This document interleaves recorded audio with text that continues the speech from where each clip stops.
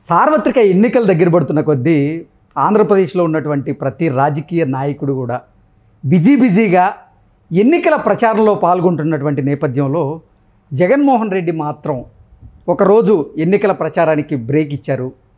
ఒక రోజంతా ఆయన బస్సుకే పరిమితం అయిపోయారు. ఈ నేపథ్యంలో అసలు జగన్మోహన్ రెడ్డి ఎందుకు ఒకరోజు ఎన్నికల ప్రచారానికి బ్రేక్ ఇచ్చారు, అసలు ఆయన ఏం ఆలోచిస్తున్నారు, ఎటువంటి వ్యూహాన్ని రచిస్తున్నారు అనేది ఇప్పుడు సర్వత్రా చర్చనీయాంశంగా మారినటువంటి నేపథ్యంలో ఈ అంశం మీద మనతో మాట్లాడేందుకు ప్రముఖ రాజకీయ విశ్లేషకులు కృష్ణకుమారి గారు మనతో ఉన్నారు. మేడంతో మాట్లాడదాం. మేడం నమస్తే. నమస్తే మేడం, ఎన్నికల ప్రచారంలో రాజకీయ నాయకులందరూ కూడా దూసుకెళ్తున్నటువంటి నేపథ్యంలో జగన్మోహన్ రెడ్డి మాత్రం అందరికీ భిన్నంగా ఆయన ఒకరోజు ఎన్నికల ప్రచారానికి బ్రేక్ ఇచ్చారు. ఒక రోజంతా బస్కే పరిమితం అయిపోయారు. ఈ నేపథ్యంలో అందరూ ఏంటి ఎన్నికల దగ్గర పడుతున్న జగన్మోహన్ రెడ్డి ఎన్నికల ప్రచారానికి ఎందుకు బ్రేక్ ఇచ్చారు, అసలు ఏం ఆలోచిస్తున్నాడు, ఆయన వ్యూహం ఏంటి అనేది ఇప్పుడు అందరిలో ఒక పెద్ద చర్చ మొదలైంది. మేడం, ఏంటి అసలు దీనికి కారణం ఏంటంటే ఏం చెప్తారు? అంటే కొంపదీసి కోల్కతా తరహా వీల్ చైర్ రాజకీయాన్ని ఏమన్నా ఆంధ్రప్రదేశ్కి తీసుకురాబోతున్నారా? అందుకే వ్యూహాత్మక భవనం అంటే ఆయన ఎవరిని నమ్మడండి.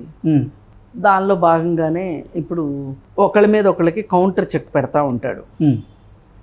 అలాగే ఇప్పుడు దగ్గరకు వస్తున్న ఎన్నికలు, ఇవాళ ఆల్రెడీ 2వ తారీఖు, 13వ తారీఖు ఎలక్షను, అంటే ఆ రోజు తీసేయాలి, 13వ తారీఖు తీసేయాలి. ఇంకెన్ని రోజులు ఉన్నాయండి? గట్టిగా 10 రోజులు. గట్టిగా 10 రోజులు, 9 రోజులు ప్రచారం చేసుకోవచ్చు. ఈ 9-10 రోజుల్లో ఏంటి మనం ఏం చేయగలం, ఎవరెవరిని ఎక్కడ పని చేయించాలి, ఎవరెవరిని ఎక్కడ పని చేయకుండా ఆపాలి. ఇప్పుడు రోజా ఉంది, ఈసారి రోజా ఎట్టి పరిస్థితుల్లో గెలవకూడదు. అది జగన్మోహన్ రెడ్డి ఉద్దేశం కూడా. నిజంగా జగన్మోహన్ రెడ్డి తలుచుకుంటే పెద్దిరెడ్డి రామచంద్రారెడ్డి ఆగడా అండి? ఇప్పుడు ఇలా చెయ్యొద్దు, ఇది పార్టీకి నష్టము అంటే పెద్దిరెడ్డి రామచంద్రారెడ్డి మాట వినడా? ఈ పార్టీకి పెద్దిరెడ్డి రామచంద్రారెడ్డి అధ్యక్షుడా, జగన్మోహన్ రెడ్డి అధ్యక్షుడా? ఇప్పుడు రోజే చెప్తా ఉంది, నాకు వాళ్ళు సహకరించట్లేదు, వీళ్ళు సహకరించట్లేదు, ఈ మొత్తానికి అసలు కారణం పెద్దిరెడ్డి రామచంద్రారెడ్డి అని ఆమె చెప్తానే ఉంది. ఎవరైనా సహాయ నిరాకరణ చేస్తుంటే కూడా కాసేపేమో నేను ఈ ఎలక్షన్ చేయలేను మొర్రో అని కాడి కింద పడేయటం, మళ్ళీనేమో కాసేపు ఎవరైతే చేయను అంటున్నారో వాళ్ళని వదిలేసేసి వేరే వాళ్ళని పిలిపించుకొని వాళ్ళతో చేయించుకోవటం. అంటే ఇప్పుడు చాలామంది ఏంటి అంటే వాళ్ళకి బొట్లు, కాటుకలు, గంధాలు పెట్టి పిలిస్తే కానీ రారు. ఏమేంటంటే ఇది పార్టీ కోసం, నేను పార్టీ ఎమ్మెల్యేని, ఏం పార్టీ కోసం రారా వీళ్ళని నేను పిలిచేది ఏంటి అని అహంభావం ఈవిడిది. అందుకని అట్లాంటి వాళ్ళు ఏదైనా కొంచెం ఓవర్ చేస్తున్నారు, ఎక్స్ట్రాలు చేస్తున్నారు అన్నప్పుడు ఈమె ఇంకొంచెం ఎక్స్ట్రాలు చేసే మనస్తత్వం. ఇప్పుడు రోజా మనస్తత్వం ఎట్లాంటిదంటే ఎవరన్నా రెచ్చగొడితే రెచ్చిపోయే మనస్తత్వం. దీనివల్ల నాకు నష్టం ఏంటి, లాభం ఏంటి, మంచి ఏంటి, చెడు ఏంటి, రేపు ఏం జరగబోతుంది, ఇవన్నీ ఆలోచించే తెలివితేటలు లేవు రోజా దగ్గర. ఎవరు రెచ్చగొడితే వాళ్ళు. ఒకానొక టైంలో చూడండి, చంద్రబాబు నాయుడు ఇంత మాట్లాడమంటే ఇంత మాట్లాడేది. అందుకని ఇంత మాట్లాడే ఆవిడ్ని ఆపరేషన్ ఆకర్ష్ పేరుతోటి రాజశేఖర్ రెడ్డి తన పార్టీలోకి తెచ్చుకున్నాడు. తెచ్చుకున్న తర్వాత మరి ఆయన ఉంటే ఎలా ఉండేదో మనం చెప్పలేం, కానీ ఆయన చనిపోయాడు. ఇప్పుడు కొడుక్కి అధికారం వచ్చింది, కొడుకు పార్టీలో కొనసాగింది ఆవిడ. అక్కడ అసలు మామూలుగా మేము ఇంత మాట్లాడతామంటేనే ఇంత మాట్లాడమనే మనుషులు వాళ్ళు. ఆమె కరెక్ట్గా సరిపోయారు. అక్కడ ఎన్ని చెయ్యొచ్చో కళ్ళు దాగిన కోతుల్లాగా తయారయ్యారు. అక్కడ ఒక బ్యాచ్ తయారయ్యారు. ఇది తెలుగుదేశం నుంచి వెళ్ళిన బ్యాచ్ ఇది. ఆమెకి కరెక్ట్గా ఆమె మనస్తత్వానికి అక్కడ దొరికిన ప్లాట్ఫామ్కి పర్ఫెక్ట్గా సెట్ అయిపోయింది. అక్కడ ఆ వీరంగాలన్నీ వేసేసింది, అయిపోయింది. ఇప్పుడు ఈ పరిస్థితుల్లో ఒక రకంగా రోజాని ఎట్లా డౌన్ చేయాలి అనేది కూడా అక్కడ ఆలోచిస్తున్నారు. ఇట్లాంటి క్యాండిడేట్లు ఉన్నారు కొంతమంది. జగన్కి తన పార్టీ తరఫున వాళ్ళు గెలవకపోయినా పర్వాలా, వాళ్ళు ఓడిపోవడమే కావాలి జగన్కి. అలాంటి బ్యాచ్లో ఈ రోజా ఉంది. మరి ఇట్లాంటి వాళ్ళందరికీ చెక్ పెట్టాలి అంటే రోజంతా ప్రచారం చేసి సాయంకాలం కూర్చుని అలసిపోయి, ఇవాళ ఆంధ్రప్రదేశ్ ఎండలు ఎట్లా ఉన్నాయి, ఆయన పాపం అందరికంటే చిన్నోడు, జగన్మోహన్ రెడ్డి. కానీ అందరికంటే పెద్దోడు ఎట్లా రెస్ట్ తీసుకునే విషయంలో. ఇప్పుడు పరిపాలన విషయంలో కూడా మనం గమనించాం కదా, ప్యాలెస్ దాటి చాలా తక్కువ సార్లు బయటకు వచ్చాడు. ఆ వచ్చిన తక్కువ సార్లు కూడా తాడేపల్లి నుంచి తెనాలికి హెలికాప్టర్లో వెళ్ళాడు.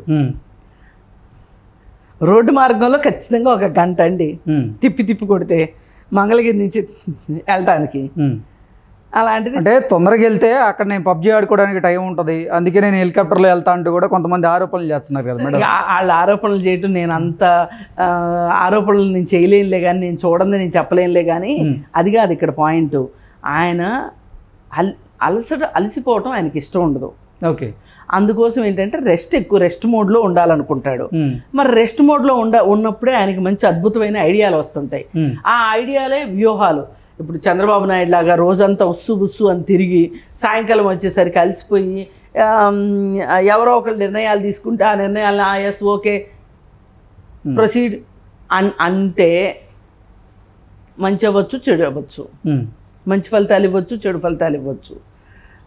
కానీ జగన్ ఏదైనా ఒక స్ట్రాటజీ చేశాడంటే అది ఎదురు కొట్టడానికి వీలు లేదనేది ఆయన నమ్మకం.